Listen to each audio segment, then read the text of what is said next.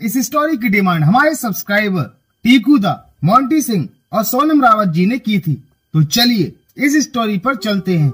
इस एपिसोड में आज देखिए मई 2005 में पाकिस्तानी बॉर्डर से लगते पंजाब के एहसानपुर की एक सच्ची घटना, जहां एक शैतानी आत्मा का कहर इस कदर बरस रहा था कि पूरा गांव अपने गांव को खाली करने के लिए भी तैयार था।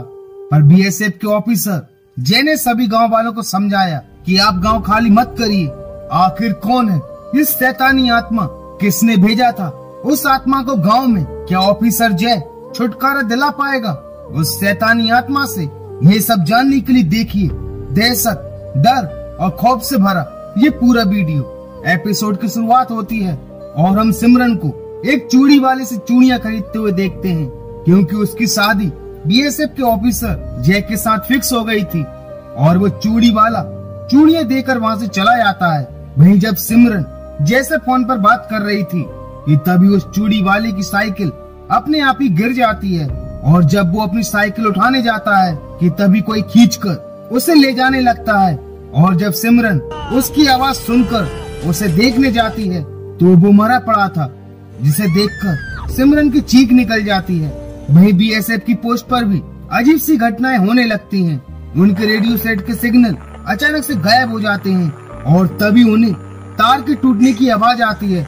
और जब बलदेव चेक करने जाता है तो उसे लगता है कि शायद कोई घुसपैठिया सरहद पार करके अंदर आ गया है और तभी वो तार अपने आप ही उसके पैरों से लिपट जाते हैं। वो काफी जख्मी हो गया था। वहीं जय भी इस घटना की वजह से काफी परेशान हो गया था और जब वो अपनी बंदूक चलाता है तो वो भी जाम हो गई थी। वहीं इन घटनाओं ने पूरे गांव को दहशत के माहौल में जीने के लिए मजबूर कर दिया था और हम सभी गांव वालों को उस शैतानी आत्मा के खौफ में काफी परेशान होते हुए देखते हैं। वो जल्द से जल्द इस गांव को खाली करना चाहते थे। गांव वालों का ऐसा मानना था कि गांव में ये जो भी कुछ हो रहा था उसके पीछे किसी शैतानी शक्ति का हाथ था, किसी भूत प्रेत का साया इस गांव पर आ गया है। और ऑफिसर जय सभी गांव वालों को समझाता है कि आप इस तरह गांव छोड़कर नहीं जा सकते, वरना पाकिस्तानी घुसपैठी इस गांव पर अपना कब्जा कर लेंगे और ये गांव घुसपैठ और ड्रग्स स्मगलिंग का अड्डा बन जाएगा, जिसके बाद ये गांव पूरे देश के लिए काफी बड़ा खतरा बन जाएगा। मैं आपको यकीन दिलाता हूँ कि जो भी इस गांव में हो रहा है उसके पीछे कौन है, मैं इसका पर्दाफाश करके जरूर रहूंगा। बस आप कुछ दिन की मोहलत और दे दीजिए। पर गांव वाले कहते हैं कि देखो साहब, अगर ये किसी इंसान का काम होता तो जरूर हम भी अपनी जान देकर भी आपकी मदद करते, पर ये काम किसी इंसान का नहीं, किसी शैतानी शक्ति का है। पहले उस लड़की को किसी ने मारा और उस चूड़ी वाले को भी, और अब वो हम गांव वालों को भी मारेगा। पर जय के काफी समझाने के बाद गांव वाले मान जाते हैं। वहीं जब सिमरन और जय बात कर रहे थे तो जय भी ये बात मान रहा था कि ये सब घटनाएं कोई आम घटनाएं नहीं है। वैसे तो मैं इन भूत प्रेतों आत्माओं पर यकीन नहीं करता, पर फिर भी हमें हर एंगल से सोचना होगा।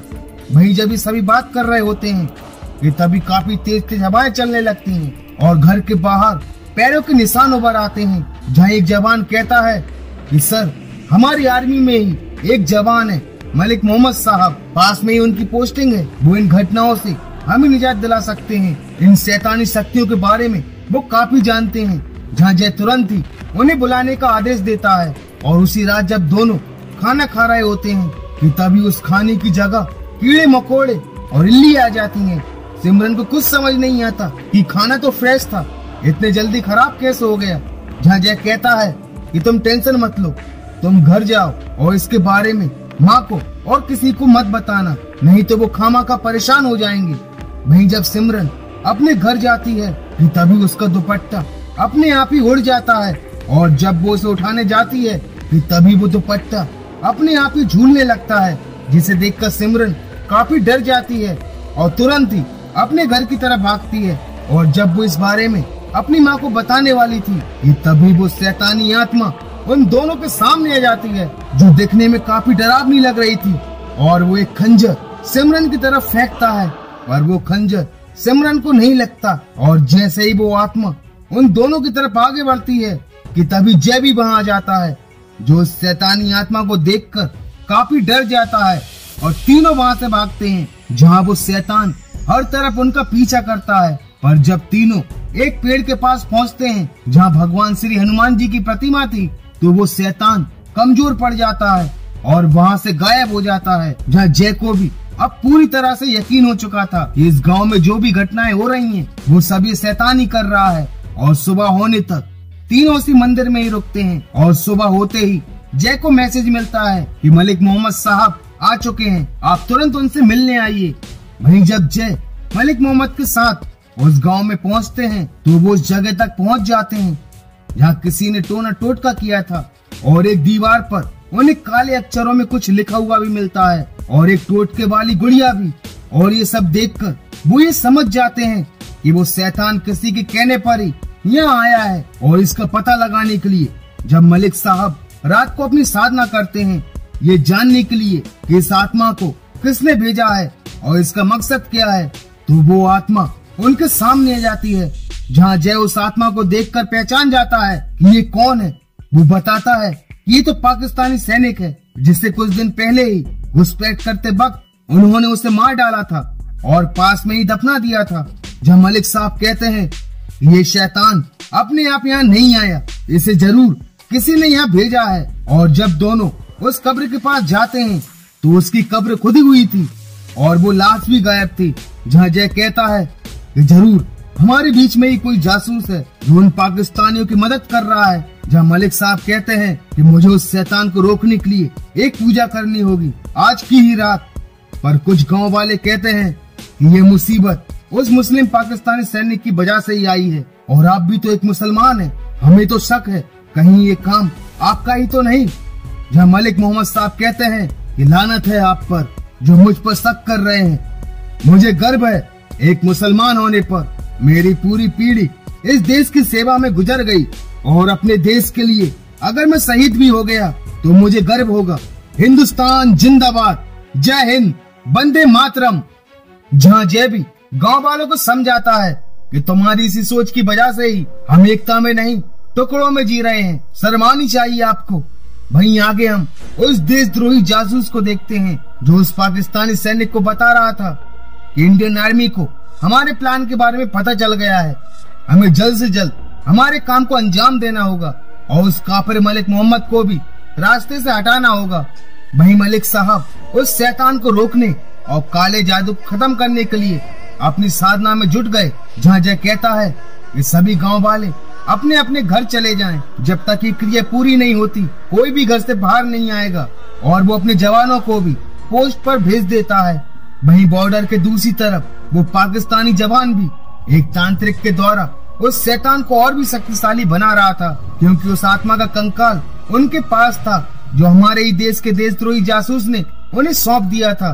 वहीं वो शैतानी आत्मा एक एक कर गांव वालों को मारने लगती है। पूरे गांव में अफरा तफरी का माहौल बन जाता है। सभी जल्द से जल्द उस गांव को छोड़ना चाहते थे।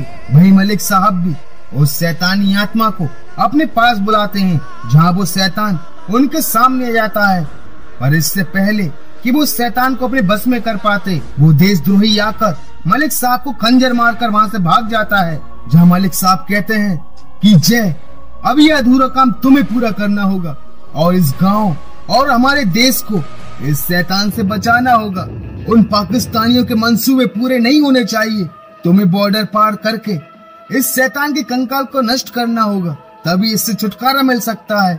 ये लो पाक आबे जमजम, इसे उस कंकाल पर छिड़क देना, वो कंकाल नष्ट हो जाएगा। और ये कहकर मलिक मोहम्मद साहब शहीद हो जाते हैं। जहाँ सिमरन जय को जाने से मना करती है, पर अपने देश की खातिर और अपने फर्ज को निभाने के लिए जय पीछे नहीं हटता। और जब अपनी पोस्ट पर पहुंचता है तो वहाँ भी सभी सैनिक शहीद हो चुके थे और अब देश के लिए मर मिटने का वक्त आ गया था। और जय निकल जाता है अपनी मातृभूमि की रक्षा करने के लिए और जाकर पाकिस्तानी सैनिकों को मौत के घाट उतार देता है। जहाँ उसे वो तांत्रिक, वो पाकिस्तानी सोल्जर और उस आत्मा का कंकाल भी दिख जाता है।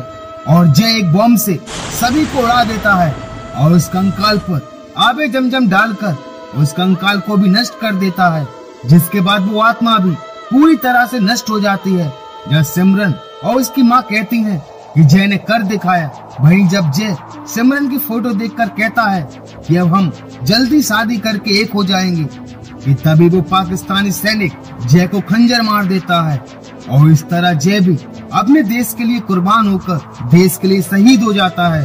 पर इसके बाद सिमरन ने कभी भी शादी नहीं की और आज भी वो जय का इंतजार कर रही है।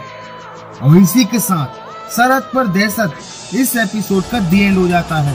तो दोस्तों, आपको ये स्टोरी कैसी लगी मुझे लाइक और कमेंट्स करके जरूर बताना। और हमारी इंडियन आर्मी हमारी तीनों सेनाओं के लिए वीडियो को लाइक और कमेंट्स में जय हिंद लिखना मत भूलना। तो मिलते हैं फेयर फाइल्स की एक और दहशत भरी खौफनाक स्टोरी के साथ। And thank you so much for watching this video.